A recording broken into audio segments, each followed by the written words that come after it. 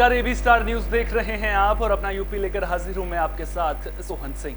सावन का पावन महीना शुरू हो चुका है। शिवालयों में भक्तों का तांता लगा हुआ है। इस मौके पर गोरखपुर में पवित्र सावन मास के पहले दिन गोरखनाथ में सीएम योगी आदित्यनाथ ने रुद्राभिषेक और हवन किया। रुद्राभिषेक का अनुष्ठान पूर्ण कर देवाधिदेव महादेव से प्रदेशवासियों के सुख समृद्धि की प्रार्थना की। आपको बता दें कि सुबह गोरखनाथ मंदिर के अपने आवास के प्रथम तल स्थित शक्तिपीठ में सीएम योगी ने भोलेनाथ को बिल्वपत्र कमल पुष्प अर्पित करने के बाद दूध ऋतुफल के रस और दूध से रुद्राभिषेक किया। मठ के मुख्य पुरोहित आचार्य रामानुज त्रिपाठी और अन्य आचार्य एवं पुरोहितगण ने शुक्ल यजुर्वेद संहिता के रुद्राष्टध्यायी के महामंत्रों द्वारा रुद्राभिषेक का अनुष्ठान पूर्ण कराया। रुद्राभिषेक के बाद उन्होंने वैदिक मंत्रोच्चार के बीच हवन और आरती की। विधि विधान से पूर्ण हुए अनुष्ठान के उपरांत मुख्यमंत्री ने प्रदेशवासियों के आरोग्यमय, सुखमय, समृद्धमय और शांतिमय जीवन की मंगल कामना की है।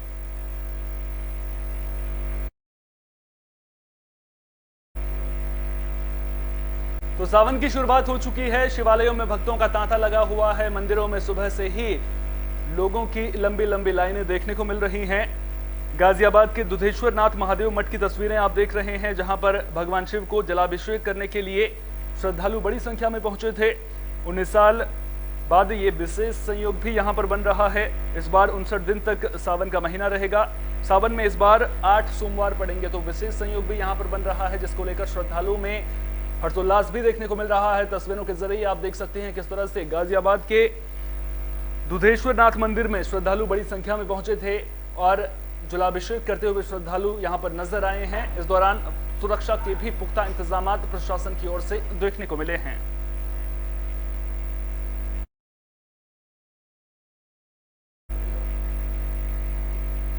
बुलेटिन में बात आगरा की भी कर लेते हैं। दरअसल आगरा से सड़क हादसे की खबर सामने आ रही है। हादसे में 5 लोगों की मौत की खबर है। तो आगरा खैरागढ़ थाना के सैया रोड पर दर्दनाक हादसा हो गया है, जिसमें कार और ऑटो के बीच हुई सीधी टक्कर में 5 लोगों की जान चली गई, जबकि उस हादसे में 5 लोग घायल भी हुए हैं। सभी 10 लोग ऑटो में सवार थे। हादसा इतना भीषण था कि ऑटो के परखच्चे उड़ गए। इस घटना को लेकर पुलिस ने बताया कि आगरा से सवारियां लेकर ऑटो खैरागढ़ आ रहा था, जिसमें चालक समेत 10 लोग सवार थे। ऑटो जैसे ही खैरागढ़ सैया मार्ग पर दीनदयाल मंदिर के पास पहुंचा, तभी सामने से आ रही कार से उसकी सीधी टक्कर हो गई थी। आमने सामने की भिड़ंत में ऑटो पलट गया और सभी सवारियां उसके नीचे दब गई थी। हादसे को देख आसपास के लोग इकट्ठा हुए। उन्होंने ऑटो में फंसे लोगों को बाहर निकाला, लेकिन तब तक 5 लोगों की मौत हो चुकी थी। बाकी घायलों को इलाज के लिए अस्पताल में भर्ती करा दिया गया है। टेम्पो से सैया से बैठ के आ रहे थे खिराड़ की ओर, तो खिरागढ़ जियो पेट्रोल पंप है, वहाँ पे कार वाले ने एक्सीडेंट किया है। तो कार वहीं पे पड़ी हुई है एक्सीडेंट। कितने लोग खत्म हुए? अरे 5 लोग खत्म हुए हैं। ये कहाँ से आ रहे थे, कुछ पता है? ये तो भाई मेरे तो ग्वालियर से आ रहे थे और मेरी भतीजी भी थी उसमें, तो वो इंजर्ड हुई, तो वो तो उसका लग। झांसी के सीपरी बाजार में आग का तांडव देखने को मिला है, जिसमें महिला और मैनेजर समेत 5 लोग जिंदा जल गए। तो झांसी स्थित सीपरी में सोमवार को ये भीषण आग लगी थी। इस आग में 5 लोगों की मौत हो गई है। ये आग सीपरी बाजार के रामा बुक डिपो चौराहे के पास बने बीआर ट्रेडर्स में लगी थी। आग लगने के बाद तेजी से फैली और आसपास की शॉप को भी आग ने अपनी चपेट में ले लिया था, जिसके बाद इसकी सूचना पुलिस और दमकल विभाग को दी गई। आग लगने के कुछ देर बाद ही वहां पर दमकल की गाड़ियां पहुंची और आग बुझाने का काम शुरू किया गया। जिलाधिकारी रविंद्र कुमार ने बताया कि यह घटना बेहद दुखद है। आग लगने के कारणों की जांच करने के लिए जांच अधिकारी को निर्देश दे दिए गए हैं। वहीं एसएसपी झांसी ने भी इस अग्निकांड के बारे में जानकारी दी। एसएसपी राजेश एस ने कहा कि सीपरी बाजार में जो आग लगी थी, उस पर फायर ब्रिगेड, पुलिस और स्थानीय लोगों ने मिलकर काबू पा लिया है।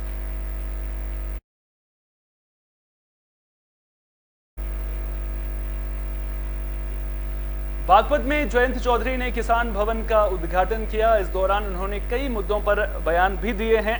तो ऐतिहासिक पुरा महादेव गांव में राज्यसभा सांसद और रालोद सुप्रीमो जयंत चौधरी ने किसान भवन का उद्घाटन किया। मंदिर से सटे इस किसान भवन के उद्घाटन के मौके पर पहले यज्ञ का आयोजन किया गया था। बाद में इसकी चाबी मंदिर कमेटी को दान में दे दी गई। इस दौरान राज्यसभा सांसद जयंत चौधरी ने बीजेपी से गठबंधन के सवाल को गोलमोल करते हुए कहा कि क्या आप ये चाहते हैं कि मैं नया सूट सिलवाऊं।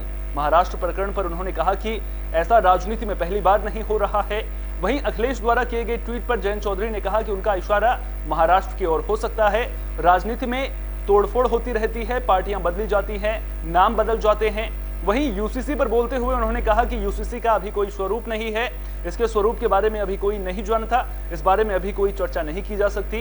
आधुनिक भारत में लोकतंत्र में महिला पुरुष दोनों को समान अधिकार मिलने चाहिए। यूसीसी का क्या स्वरूप है ना मुझे मालूम है ना आपको मालूम है, तो चर्चा अभी करना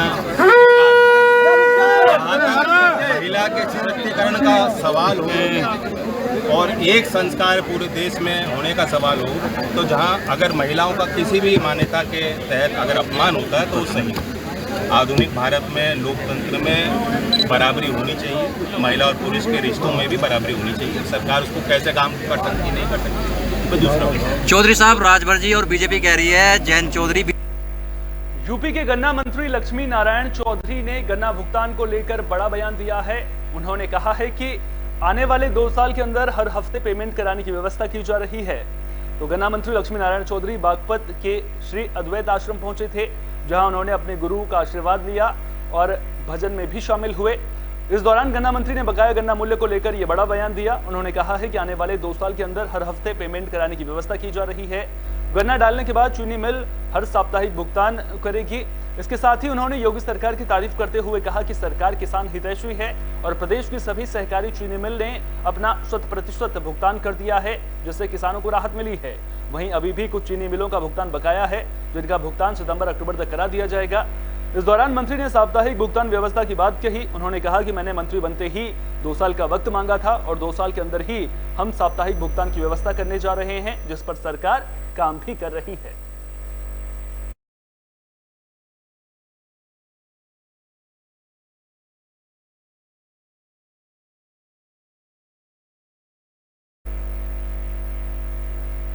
ग्रेटर नोएडा में अवैध रूप से रह रही पाकिस्तानी महिला और उसके 4 बच्चों को पुलिस ने हिरासत में लिया है। पुलिस ने बताया कि पबजी गेम के जरिए ग्रेटर नोएडा के एक शख्स से उसकी मुलाकात हुई थी और उसने ही महिला को आश्रय दिया था। उन्होंने बताया कि पुलिस ने ग्रेटर नोएडा निवासी उस व्यक्ति को भी हिरासत में लिया है, जिसने कथित तौर पर उन्हें अपने किराए के मकान में रखा था।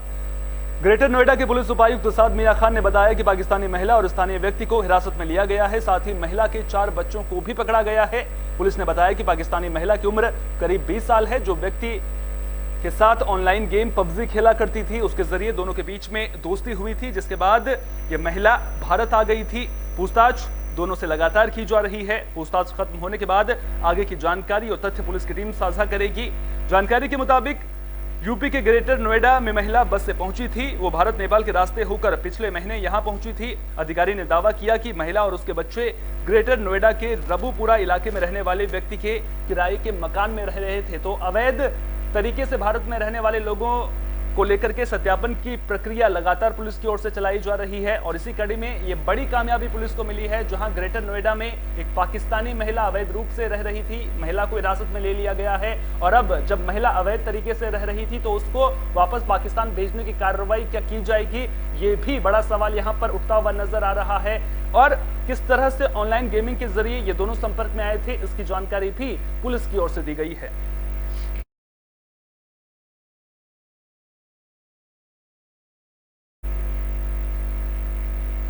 बुलेटिन में बात फर्रुखाबाद की भी कर लेते हैं, जहां फ्रूटी की बोतल में कीड़ा निकलने की जानकारी सामने आई है, जिसकी शिकायत भी दुकानदार ने अधिकारियों से की है।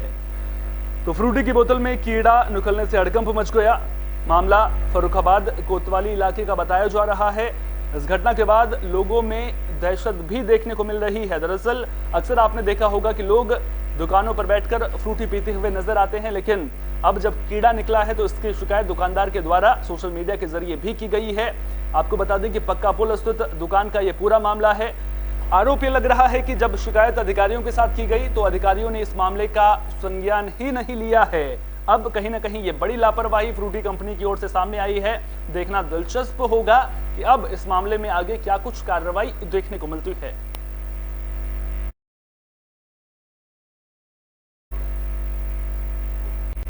औरैया से एक हैरान करने वाली खबर सामने आ रही है। दरअसल एक पीड़िता ने थाने में रेप की शिकायत की थी, लेकिन थानाध्यक्ष ने मुकदमा छेड़खानी का लिख दिया।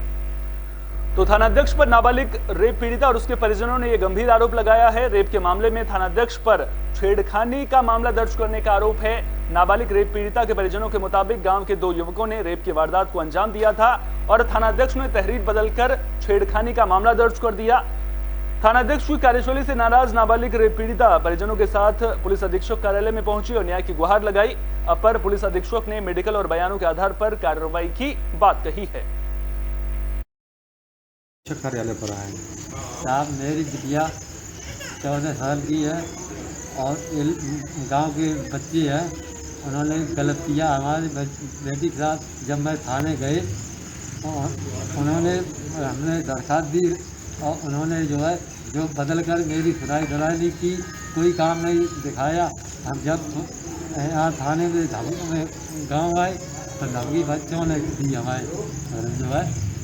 आपने थाने पर जो तहरीर दी थी वो किस मामले की दी थी और पुलिस ने कौन से धारा मुकदमा पंजीकृत किया? मेरे साथ छेड़खानी बलात्कार किया। हमारे क्लाइंट के साथ ये बलात्कार का मामला और उन्होंने तहरीर बदल दी है। सनी और रोहित ने रात में 3 बजे उनके साथ बलात्कार किया और पुलिस ने कोई कार्रवाई नहीं की। पुलिस को जो अभी वर्तमान समय में मुकदमा पंजीकृत है, क्या वही तहरीर आपने दी थी या कोई दूसरी? नहीं, हमने 376 की तहरीर 54 में मामला दर्ज किया है। एक पीड़िता है थाना इरवा कटरा से। उसका कहना है कि हमारे साथ छेड़खानी के इसका पिता ने मुकदमा लिखा रखा है, लेकिन इनका कहना है कि पहले एसओ ने जो हम लिखाना चाहते थे FIR 376 नहीं लिखी बलात्कार करने की, तो उस संदर्भ में हमने एसओ को निर्देश अभी दे दिया है कि जो पीड़िता का 164 कराएं, मेडिकल कराएं और 164 कराएं, मजिस्ट्रेट बयान करा दें और उसके अनुसार जो। बुलेटिन के आखिर में बात तो शाहजहांपुर की, जहां SDFC बैंक की सराहनीय पहल देखने को मिली है। तो शाहजहांपुर में SDFC बैंक के तत्वाधान में अंतर्राष्ट्रीय प्लास्टिक बैग मुक्त दिवस के उपलक्ष्य में जन जागरण अभियान का आयोजन किया गया, जिसका बैंक परिसर से नगर आयुक्त संतोष शर्मा और सहायक नगर आयुक्त रश्मि भारती ने बैंक में आमंत्रित वेंडर्स को कपड़े के निःशुल्क बैग वितरित किए। पूर्व बैंक के WBO प्रबंधक जितेंद्र श्रीवास्तव और शाखा प्रबंधक नागेंद्र सिंह ने बुके देकर मुख्य अतिथि का स्वागत भी किया। इस मौके पर नगर आयुक्त संतोष शर्मा ने बैंक द्वारा इस पहल की सराहना करते हुए कहा कि इस प्रयास को समस्त जनता समेत विक्रेताओं को अमल में लाने से ही देश को हम पॉलिथीन मुक्त कर पर्यावरण को संरक्षित कर सकते हैं। सहायक नगर आयुक्त रश्मि भारती ने अपने संक्षिप्त संबोधन में कहा कि हमें इस महत्वपूर्ण अभियान को निचले स्तर तक ले जाकर जागरूकता का प्रयास करना चाहिए। बैंक की होलसेल बैंकिंग सर्विसेज की उप प्रबंधक स्वाति सक्सेना के संयोजन में हुए अंतर्राष्ट्रीय प्लास्टिक बैग मुक्त दिवस के प्रारंभ हुए जन जागरण अभियान का जनसंपर्क उप प्रबंधक सुधीर उपाध्याय की अगुवाई में अभियान के सक्रिय बैंक कर्मियों में बैंक के कर्मचारी मौजूद रहे। इस दौरान सब्जी मंडी के दुकानदारों से संपर्क कर कपड़े के बैग्स बांटकर यह अपील की गई कि खरीदारी जब लोग करें तो इस दौरान जब वो पॉलिथीन मांगे तो पॉलिथीन के बैग उनको ना दिए जाएं, बल्कि कपड़े के बैग उन्हें दिए जाएं।